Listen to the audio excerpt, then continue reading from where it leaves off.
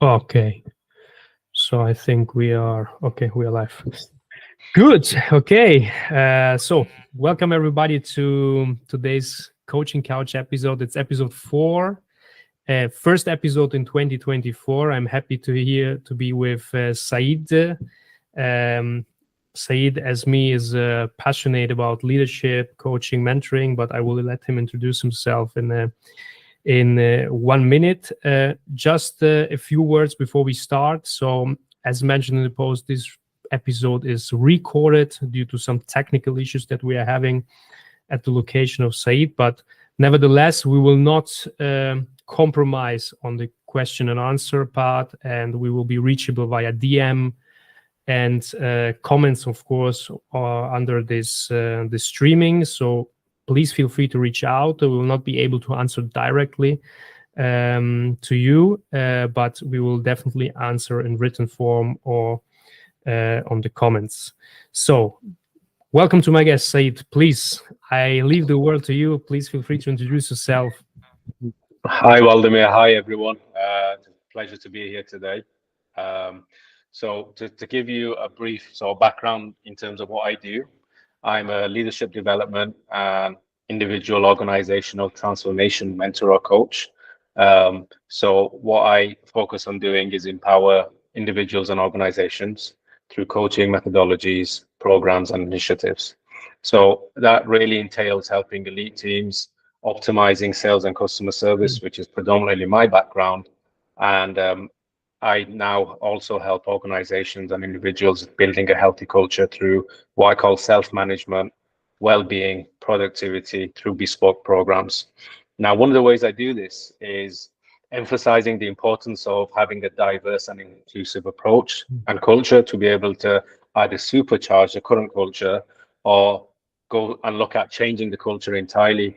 So, in other words, multicultural leadership ties in perfectly to this because it's a cornerstone of the work that I do. And I've had the privilege and continue to have the privilege of collaborating with individuals and teams from some of the industry giants. What this does for me in particular enriches my understanding of the significance of having diversity in the workplace. And it plays a major role in sort of driving innovation and authenticity in leadership at the same time. So I'm excited to be here today to share insights on multicultural leadership and practical tips on how to sort of create a healthy and inclusive environment at the same time. So thanks for having me, and I look forward to our discussion. Awesome, Said. Thank you very much for this introduction.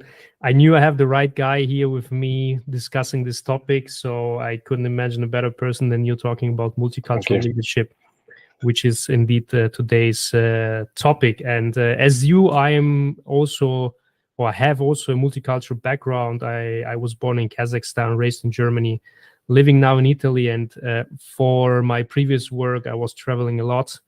I'm a big fan of the Middle East, where you come from. So I've spent some time in Iran, your home country. So very, very nice place. Awesome people. Much appreciated the time there.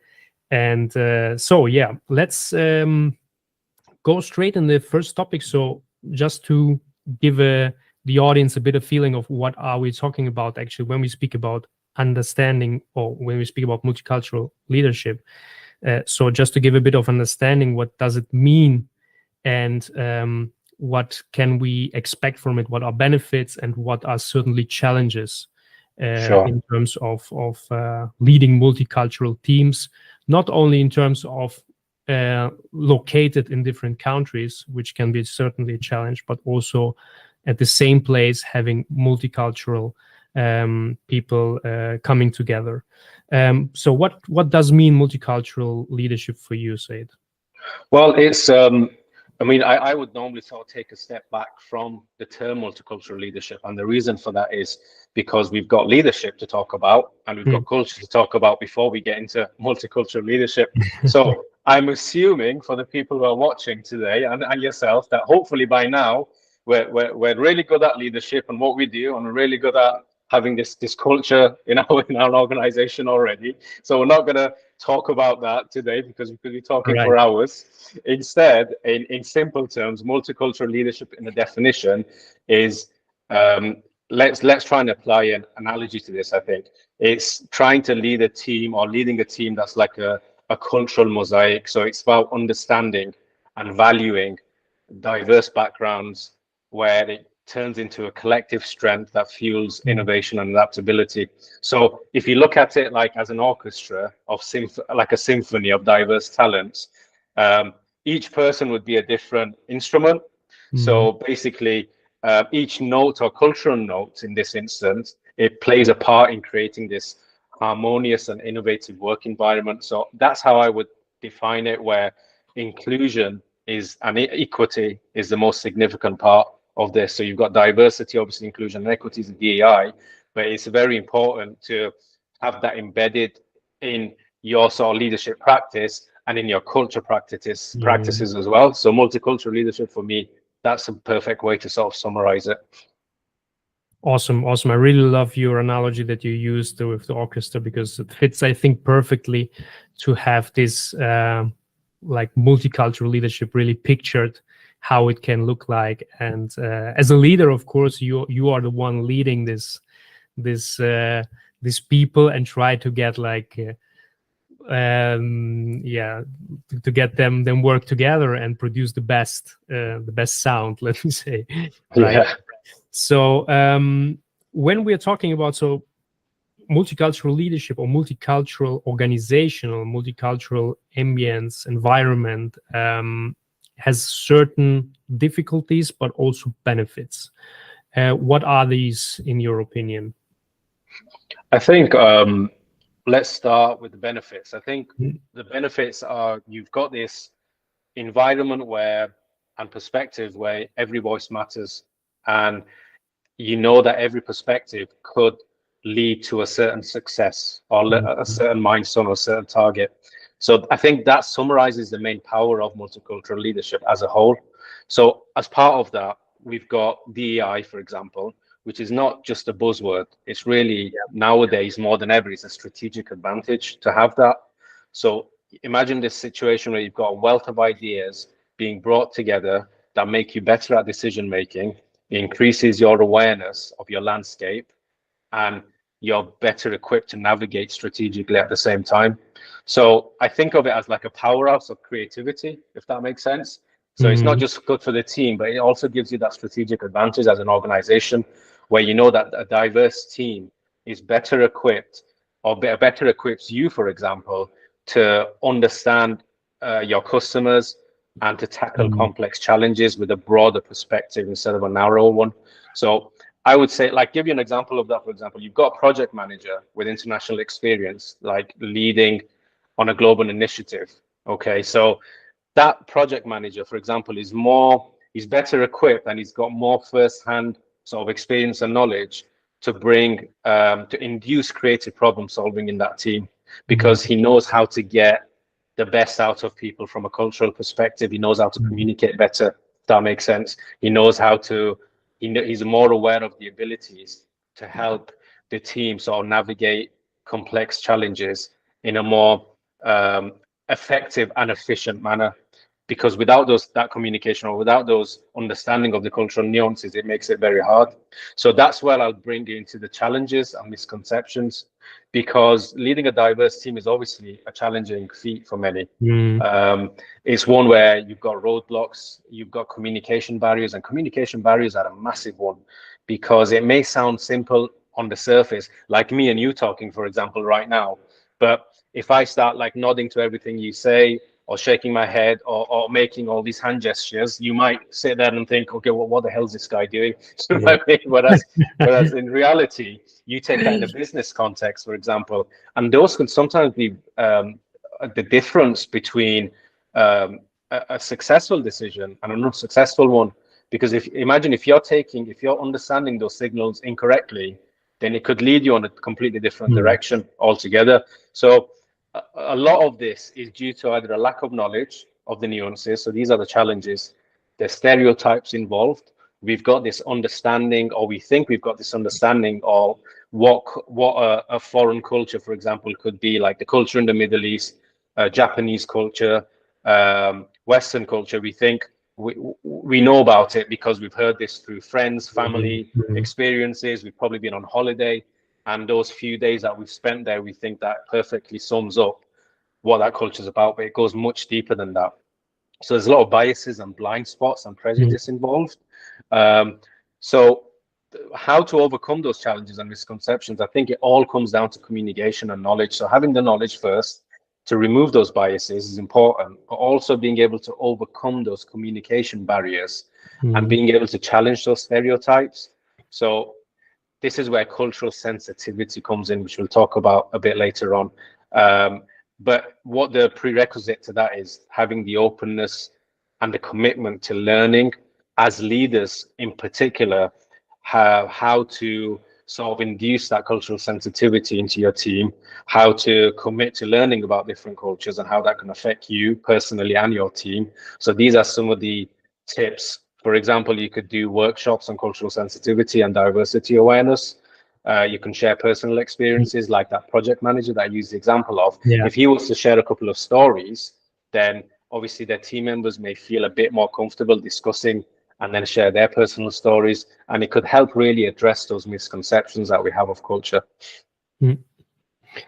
Awesome. Thanks for sharing. There's a lot of value in what you're saying, I believe. And especially when we talk about the benefits, I think you pictured really right to have a big variety of cultures in a company or even in a country.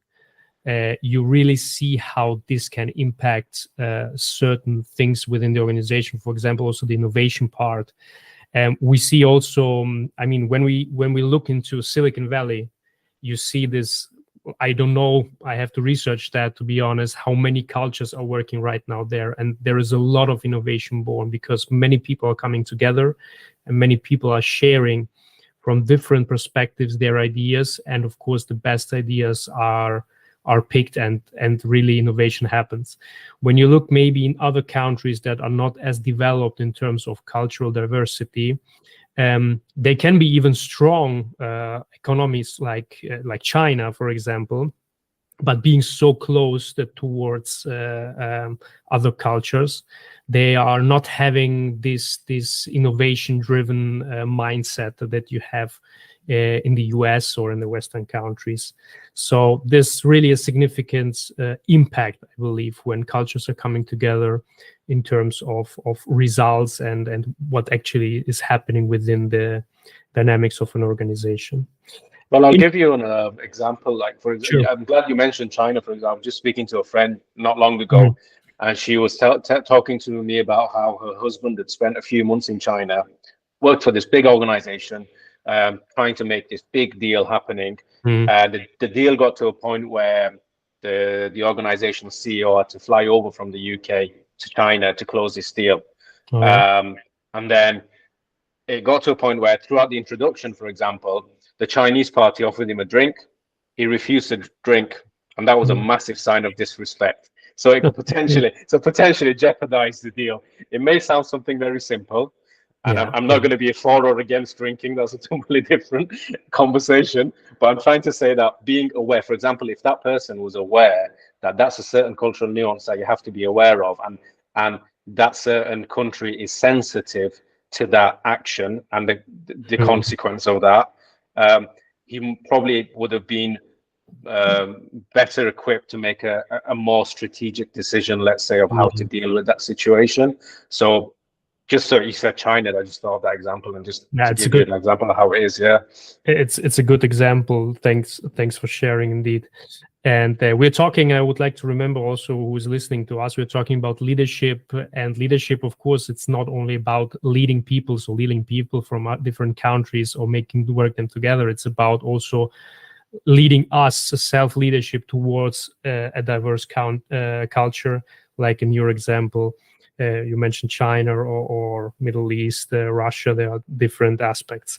So on the challenging side, you mentioned communication, which is actually also a topic we would like to discuss today a bit more in depth, which is when cultures come together, we have different types of communication. Of course, verbal communication. We have the non-verbal communication, which is in certain cultures even more significant than words. and which is now getting a bit more difficult because we are in a digital era where we discuss a lot over Teams and video call.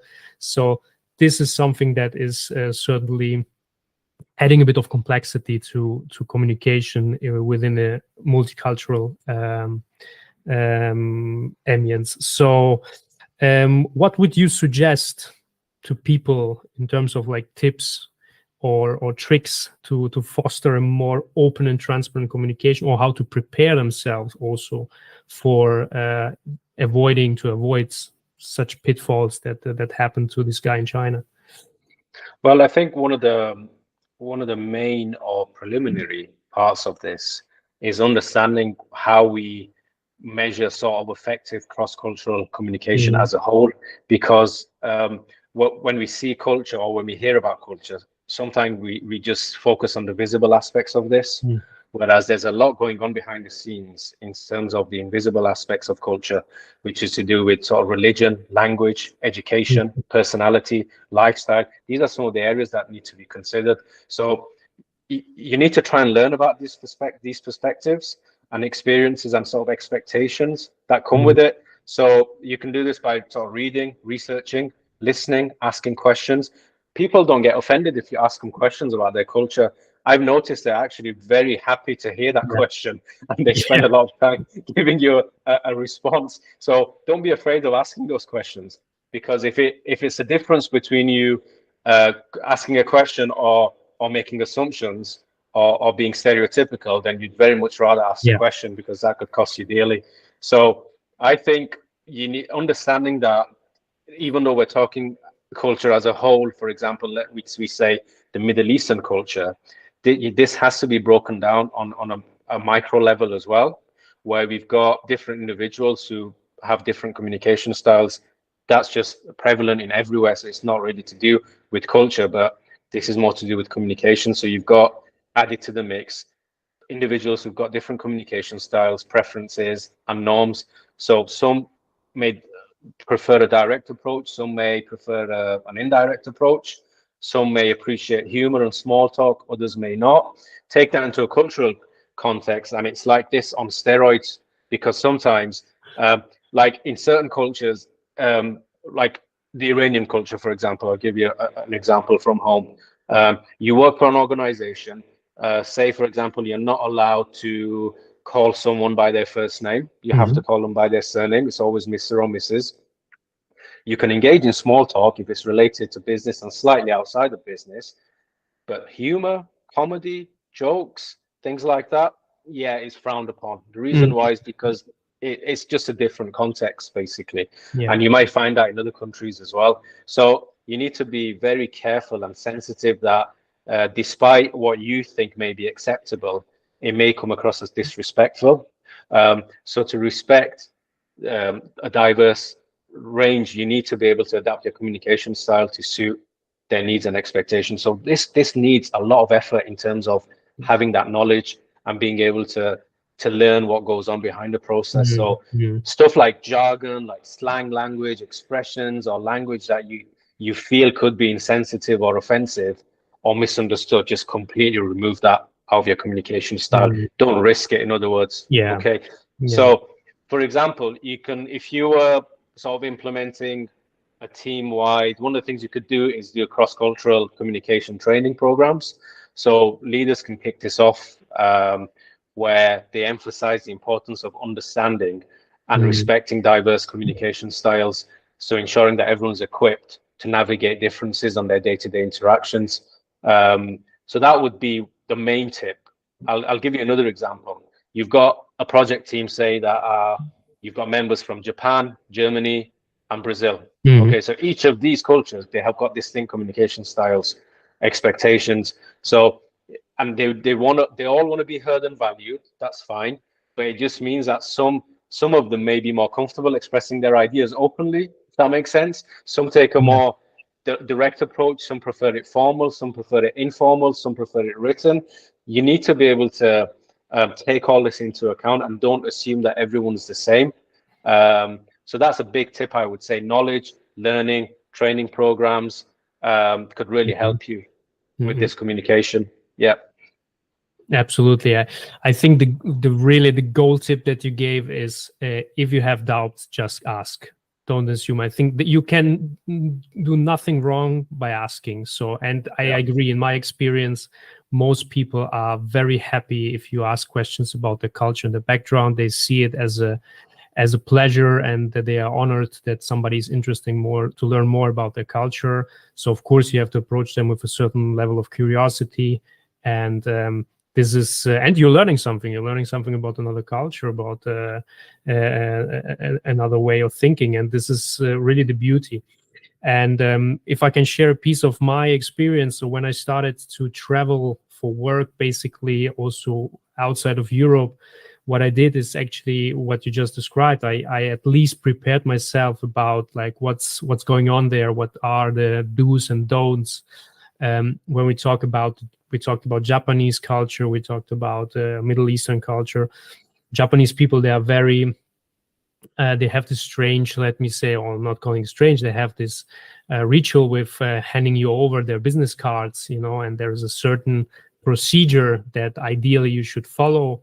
And there are a lot of jokes for that, where people like take their card and they put it in their wallet, and they stuff the wallet in their back pocket. And this is something like, okay, this is not acceptable, because Okay. really Yeah. it's like what they represent with their business card is representing themselves, and you treat the card like you would treat themselves. So it's really really good to know these things, because we know first impression matters a lot, especially in the business context and a different country and different culture. And unfortunately, I didn't know that is not a good excuse, because at a certain level of business, you should be prepared to dealing with other cultures. And actually, we are talking now about Middle East. We're talking about Japan, but in my opinion, living also in Europe, where you have a lot of cultures in your country, so you don't have to travel to Japan or to Iran to encounter Iranian people or Japanese people. So it's good to adapt to them, even if you're in your own country, as they are doing, adapting to your country. So I think this is even if they're coming in your country and they have to adapt to your culture, I think it's really beneficial for you if you approach them with a curiosity towards their culture and trying to somehow give them the feeling that you're curious and that you're familiar with their culture. So I think this is something that is a good way to practice in your daily network, in your daily life. And then when you go traveling for business or vacation, you can use that know-how in terms of culture context. I think And it's important because you made a good point there because mhm, we like for us, for example, I'll give you my example of myself. It's a bit of a cheat, I think, because I was born multicultural, so it's yeah. something that learning comes easier for me when it comes to different cultures, just because um, of how I was brought up. Obviously, brought up in the UK, born in the UK, brought up in the UK from Middle Eastern parents. Okay, Mhm, so what was the result of that is I often sort of use the inside outside analogy to say I have this inside identity and this outside identity. So mhm, one is inside the home, one is how you're brought up with cultural norms that yeah. are deeply rooted in where you come from, and then say, for example, in the UK, you go out to work and you almost have the second identity because you Mhm, have to comply with social norms. You have to comply with the business culture that's mhm, prevalent. One thing that we often neglect and overlook is because we're applying our, let's say, outside identity when we're at work, we forget that we've got multicultural people in our team, mhm, and our outside identity doesn't really relate to them to that extent, if that makes sense. mhm, So for me, it's a case of, okay, so this person probably has the same issues that I have, or this person is probably feeling the same way because when they finish work and go home, they have to deal with this whole new world at home, Mm. and they come out tomorrow and deal with the whole brand new world again. So why do we forget that? And that's because of the environment that we're in. That's because of the setting that we're in. We think that because we're, say, working or have a team or leading a team in that particular country, then as a leader, we should behave as sort of any, for my example, any British leader would do. It doesn't make sense that way, because you Yeah. have to be able to adapt your style and take in account the cultural differences that people have. Uh, like I said, two cultural identities mixed in one. And this is what I find with teams often. It's not, you have to sort of dig in deeper, is what I'm trying to say, Mm. because it's not a blanket approach. You have to have initiatives that have cultural sensitivity trainings. You have to have places where you can do cultural exchanges. Like one of the initiatives that I often do is bring food from your culture, Yeah. bring Yeah. that in one day. Do you know what I mean? Let's explore. Let's have a board. Let's have something done on the wall where you bring what you think's important or what's important to you about your Mm. culture, or sometimes stuff that people won't guess in a million years. For example, that no one says online that you can read on about. You'd be Mm. very interested to find like these little facts about cultures that you didn't know, and it improves your learning and knowledge. But at the same time, it gets you closer to that person. Do you know what I mean? And I mean, at the end of the day, it's all about that human connection. So Mm. as a leader, having that human connection through these cultural conversations is profound, basically, Mm. because you're getting to the core of someone's values. And I think that's why it's Absolutely. very important. It's very, very important. Awesome. Awesome, man. That's a powerful statement, definitely. And don't make me remember Iranian food because it's almost dinner time. And yeah, I have a good Iranian restaurant, by the way, here around the corner. So I Very get good. my Iranian stuff. Some good lamb chops. They make really fantastic Super. meat. So when we are talking about business instead, so we are talking about people who are not just curious about other cultures and they want to explore other cultures for vacation or in their own country. We were talking actually about people who are dealing with multicultural teams, leading multicultural teams. What can we share today in terms of training and development opportunities that you see valid for people leaders to embark on to strengthen their multicultural leadership skills? I think sort of having a leadership training program, for example, that incorporates modules, because we talk about leadership development and leadership training, Yeah. and this covers a wide range of topics. Unfortunately, what's not very common is culture training or multicultural training. So I Mhm. would say if there's a leadership training program that you're currently thinking about doing or have going, then incorporate modules on cross-cultural understanding, Yeah. communication in diverse teams, inclusive leadership practices. These opportunity not only helps you sort of elevate your cultural intelligence, but it also equips you with the tools to create that environment, cultivate that environment where everyone's strengths are acknowledged and leveraged. So if it's workshops, if it's cultural competence workshops that you could do, that takes into account various cultural norms and Mhm. communication styles, then this type of education can really help your ability to lead diverse teams with Mhm. cultural sensitivity in mind, if that makes sense. So training and development, I think, through those programs, workshops, and having those modules incorporated and practice, or having exercises or team building is centered around cultural events. Do you know what I mean? That's one example that you could do. Because even though it's business related, like you said, it should be business related, at the end of the day, I just still think we need that cultural understanding at a broader level and a more general level before we can apply it to a business Mhm. context. So even though it may not look like on the surface that you're doing something for the business and organization, you really are. Do you know what I Mhm. mean? So, yeah. Absolutely. Absolutely. And you mentioned exactly cross-cultural communication, cross-cultural leadership workshops or workshops in general. Um, how about individual mentorship coaching, something like that? How do you see that for people who want to get better in the or understand better the multicultural aspects of leadership? Well, I think, to be honest, having a mentor or coach who understands the challenges and Mm, opportunities of leading diverse teams is very important because it could mm, provide you with valuable insights and guidance.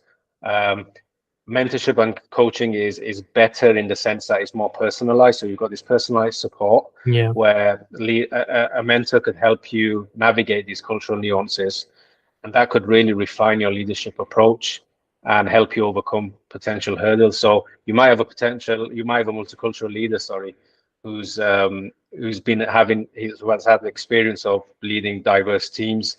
So through their coaching, they could provide you with proper targeted advice on navigating these Mm, differences, how to build inclusive strategies, and foster what we call a culture of belonging. Um, good. so this guidance not only accelerates Yeah. your growth as a leader, but at the end of the day, it's all about the overall success of the team. So it helps you in that aspect as well. Um, so a mentor or coach with experience of leading diverse teams, leading multicultural teams, doesn't matter. It could be local, it could be international, it could be remote. It doesn't matter which one, as long as they've got that experience and they can provide insights accordingly, then I would say that's something to definitely take advantage of. Mm. Yeah, to wrap it up, so for training and development opportunities, there are certainly workshops, seminars, courses, individual training and coaching, mentoring, however we want to call that. And certainly, in my opinion, also companies need to, especially companies that are operating on international level, which are having branches all over the world who are collaborating actually with each other. So not only service centers, but maybe the headquarters collaborating with all the affiliates, all the branches. So we're not necessarily talking in the context customer and customer relationship. We are talking about also really cross-cultural communication in between the companies itself. So I think this is a very, very important aspect, and communication can be improved a lot there. So in this aspect of training and development opportunities, yourself, you were saying in your introduction that you're actually very active in the field of leadership development, coaching, and mentoring yourself. How can you help individuals and companies strengthen their multicultural skills? I think the example you've given with multinational companies is an important Mm, one. For example, again, specifically looking at the Middle East, we know that a lot of companies are now expanding in areas, mm, countries like Saudi Arabia, for yeah. example, or they continue to sort of branch out in the United Arab Emirates, or Oman, for example, is becoming a popular place. So I am sort of advantaged in the sense that I have both the cultural understanding of areas like that, and I've got the Mm, experience of dealing with companies who have either sort of started from the UK and then branched out to these countries, or vice versa. We've got some big players now in the Middle East who are looking to sort of go into Europe, or have gone into Europe, or mm, the UK in particular. So over the past sort of 4 to 5 years, I would say, and some of my experience entails helping these companies understand the cultural sensitivity, the cultural nuances, the cultural norms and communication styles mm, applied, not just like you say, where it's becomes a separate entity, but this internal company communication and understanding what is okay and what is not okay, basically, to put it simply. Even though you both work for the same company, but if one of you is working in Dubai, for example, the other's working in the US, it's going to be your communication style has to sort of be suited to that yeah. individual, vice versa. So for organizations, that's where I could help. For individuals, going back to the mentoring coaching, I've got extensive experience of understanding these cultural nuances, specifically for leaders who lead multicultural teams. It's very important, as despite how effective you are, mistakes with things like this, unfortunately, sometimes are unforgivable because it quickly falls into the sensitive category, the disrespect category, Mm, and things like that could get out of hand very quickly. So being able to understand these as a leader is very important. So my experience of developing leaders who deal with multicultural teams, based on my own personal experience, both in the UK and the Middle East, I could really help guide them or create a roadmap for them to guide them through that journey. awesome. Awesome. I like the example you made, Dubai guys talking with US guys. I had actually the same experience, very much closer geographically speaking, Germany with Italy. So I'm going up and back and forth, Germany, Italy. And I worked both for an Italian company with branches in Germany and for a German headquarter with branches in Italy. And both ways, there's a mess in terms of communication. We're talking about simple email exchanges that are really creating a lot of misunderstanding because people are reading or interpreting their mails and the words in a different way, and they're just lacking the knowledge that some aspects are related to cultural aspects and context. So very important, very cool. I hope that that people reach out in case they really need to establish this rapport between Middle Eastern business and maybe Western Europe companies. So this is a huge advantage to have this knowledge, in my opinion, that you have, and also for people who are maybe interested in spending some time working abroad in the Middle East, could be very, very helpful to have somebody preparing them for this experience as a mentorship or coaching service. So good. I think we are already almost at the end of our today's episode, so I will wrap it up a bit. And yeah, we discussed basically the three topics we have announced before, basic understanding what is multicultural leadership, with some good definitions there. What are the main benefits and especially challenges? And one of the challenges we have figured out and discussed today is definitely communication in all aspects. And what can be done to train and develop actually multicultural leadership skills. And we have mentioned a few examples of how somebody who is keen to develop on this his skill set in multicultural leadership, what he can do, and of course he or she can reach out to us to get some more information and insights. Once again, this is a recorded episode, so we will close this here without any question and answer part, but for next episodes we will have this again. If you have questions, please leave a comment, please DM us. We are very, very open to support, to help, and to share what we know about multicultural leadership or multicultural communication. And thank you for participating to this episode. I will leave the last word as usual to my guest Said today. Thank you very much for having you, because it was really, really interesting talk. I have learned a lot from you. I hope the audience did as well. And thank you again one more time. Last word to you. Thank you for having me, Waldemir, and thanks for everyone watching. I would just want to make a closing remark if I can, and that is, first of all, I invite each and every one of you to sort of see how the insights that you've gained from this talk can be applied to your current leadership journey or your journey, because the call of action is sort of clear. It's about championing diversity.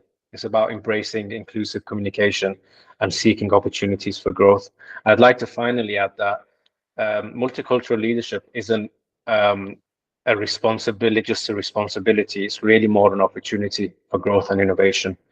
And it's something that for many is now become non-negotiable. And I'd like it to be for more people as well. So feel free to share your thoughts, questions, or experiences in the comments. And let's continue this conversation and empower each other. And this is a perfect opportunity to lead how we can talk about opposing views or alternative views. If there's stuff that I've said or Waldemir said that we don't agree on, this is the essence of diversity itself. So let us know and we'll talk about it. So thank you very much. Cheers. Thanks. Cheers, Said. So let me stop this.